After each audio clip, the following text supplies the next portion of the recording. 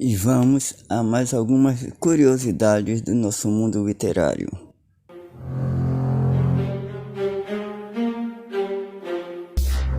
Muito bem, seja bem-vindo. Curiosidades do mundo literário, esse é o primeiro vídeo da série e aceitei uma sugestão do meu irmão Renato, que fez um pedido para que se explicasse mais ou menos como funciona a história do Prêmio Nobel desde sua criação. Alfred Nobel é sueco, século XIX, ele é conhecido como o inventor da dinamite. E em 1888, anos antes dele mesmo falecer, apareceu um obituário, uma notícia de morte de Alfred Nobel. E a manchete, o texto da notícia dizia que ele era o criador de mortes, algo parecido com isso, por conta da sua invenção. Quem na verdade morreu foi o irmão dele, Ludwig Nobel. Mas serviu para alertar a consciência de Nobel, que ficou imaginando como seria conhecida a sua história após a morte. Ele seria conhecido como. A partir daí, seguindo outras sugestões, ele resolve deixar um legado para quem fizesse contribuições à humanidade. Existem os prêmios, então, a partir de sua herança pós-morte, prêmios para medicina, literatura, física, química e paz. O prêmio de economia, que muita gente atribui ao Nobel, não é o legado de Nobel. Foi criado muito tempo depois, em 1968, e é um prêmio do Banco da Suécia em homenagem à memória de Nobel. Então, a partir de 1968 é que passa a acontecer a premiação das ciências econômicas. O primeiro premiado na literatura é esse Proudhon, em 1901 que começa então esse processo de premiações. Albert Einstein é um famoso que recebeu o prêmio, Malala, Dalai Lama, Barack Obama, enfim. No Brasil quase tivemos premiados como Cesar Lattes, na sua pesquisa sobre as partículas meson-mi, mas ele não recebeu o prêmio. Indicações foram feitas também para Carlos Drummond de Andrade, para João Cabral de Melo Neto, esse sim merecia, e Oswaldo Cruz, em 1921 e 1925, foi indicado o médico, mas não recebeu o prêmio.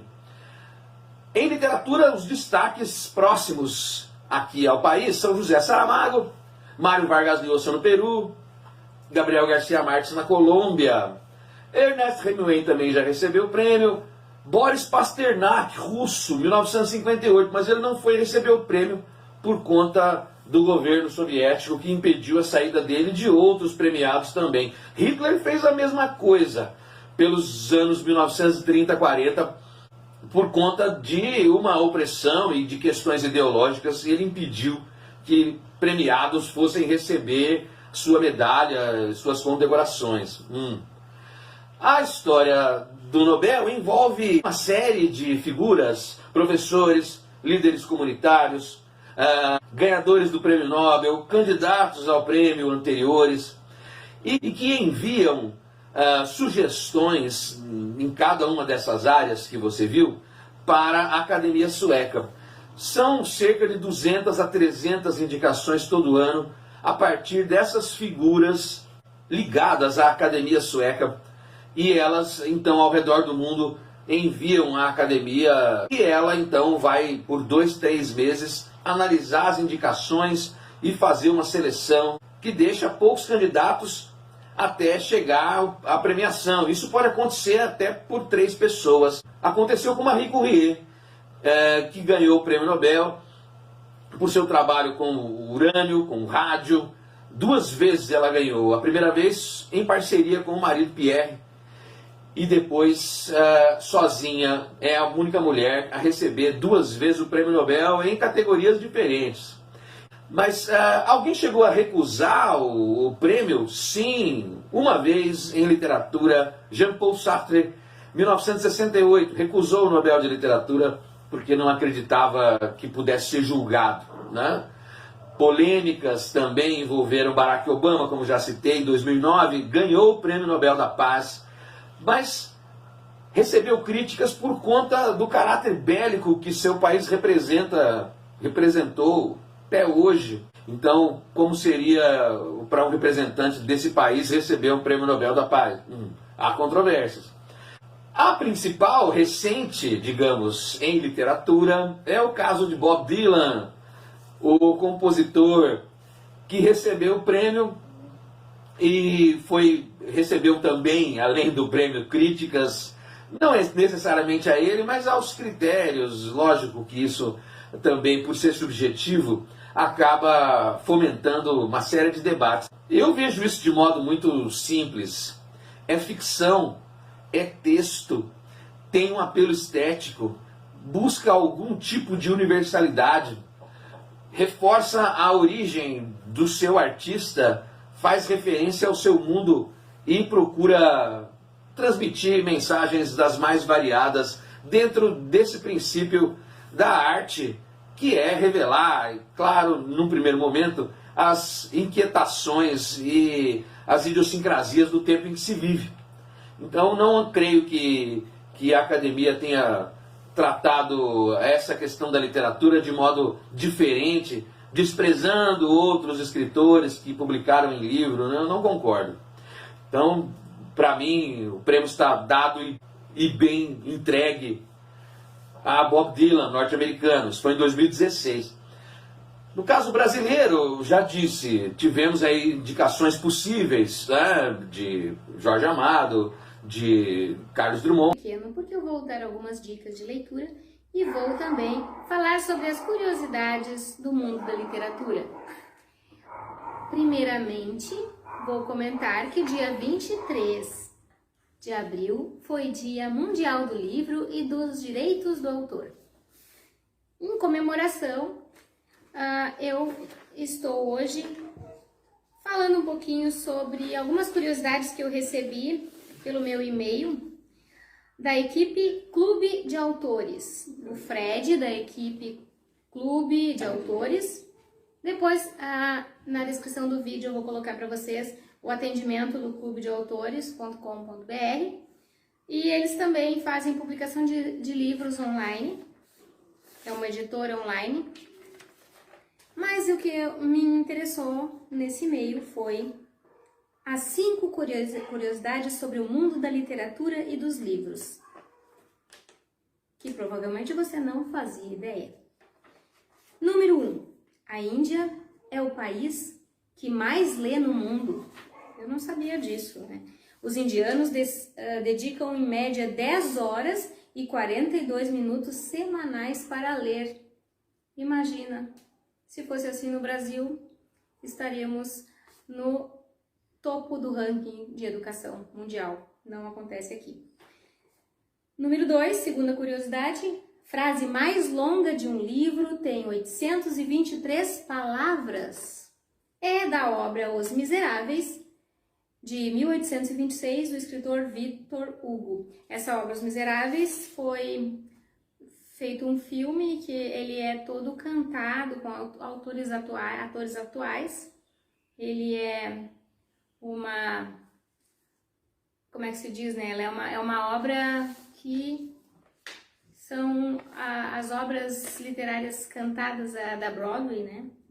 E prefiro ler o livro, realmente. Ficou um pouco cansativo aquele filme Os Miseráveis, todo ele cantado. Os atores são maravilhosos, gosto muito deles, nem vou comentar quais os nomes aqui, que nesse momento eu não vou lembrar. Mas, assim, quem puder, dica de leitura de hoje, Os Miseráveis, de Victor Hugo. É excelente livro e fala sobre alguns fatores mundiais, comentando de um principal lá que ele foi preso porque ele estava roubando pão e foi preso por roubar pão para a família que passava fome, e ele ficou muitos anos preso nas galés. Eu não vou falar sobre o livro hoje, né? Então, de repente, num outro vídeo eu vou falar um pouquinho sobre Os Miseráveis. Essa, então, é a quinta curiosidade. A segunda curiosidade é a frase mais longa de um livro, tem 823 palavras. Vou procurar nos Miseráveis que eu tenho aqui em casa, do escritor Victor Hugo. Terceira curiosidade, os 3 livros mais lidos do mundo, quais são? São eles, a Bíblia, o Livro Vermelho de Mao Tse Tung e Harry Potter. Essa é uma curiosidade que eu não conhecia também. O Harry Potter está entre os 3 livros mais lidos do mundo. Interessante isso. A quarta curiosidade, Shakespeare, uma inspiração eterna. Até hoje, mais de 400 longas metragens já foram feitos inspirados em suas obras. É uma dica interessante. Também as obras de Shakespeare, Romeu e Julieta. Gosto muito de Hamlet, já fiz um vídeo no canal sobre esse livro. E eu gosto muito também do Romeu e Julieta, muito interessante esse livro, e é um livro que, digamos, eterno, assim, né? Sobre o amor fora de série, Shakespeare, então. Mais de 400 longa-metragens foram inspirados em suas obras. Quarta dica, né? Quinta dica, quinta e última curiosidade sobre o mundo da literatura que eu recebi nesse meu e-mail do Clube de Autores Bibliosmia. Bibliosmia? É o nome dado ao prazer que as pessoas sentem ao cheirar livros. Olha que interessante isso! O cheiro agrada a tanta gente porque o papel dos livros é feito com a polpa de madeira, contendo uma grande quantidade de substâncias orgânicas. Interessante isso. Assim, quando essas reagem à luz e ao calor e à umidade, libertam compostos orgânicos voláteis, que se transformam num aroma de baunilha, amêndoa ou flores, evocando memórias positivas. Incrível essa quinta curiosidade! Gostei muito sobre esse cheiro do livro.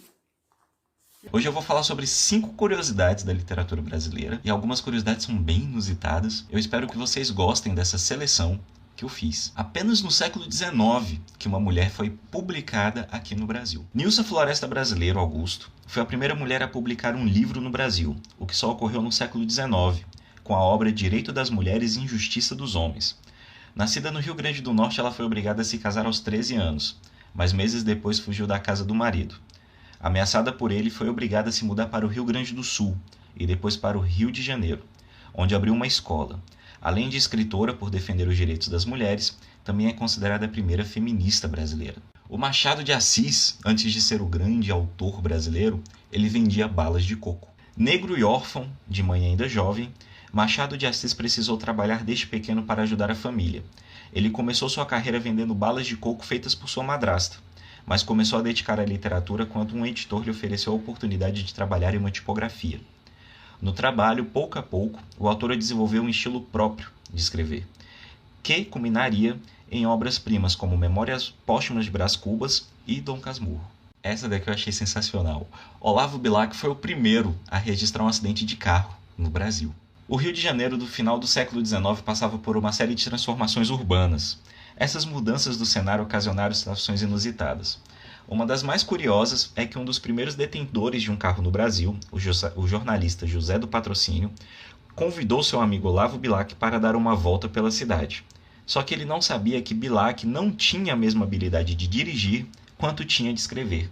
O autor bateu o carro a 4 km por hora e provocou o primeiro acidente registrado no país. Essa curiosidade é aquela que dá um quentinho no coração, aquela coisa assim que você fala, nossa, que coisa maravilhosa que foi feita. Guimarães Rosa e a sua esposa ajudaram a centenas de judeus para que eles não sofressem durante o Holocausto, durante a Segunda Guerra Mundial.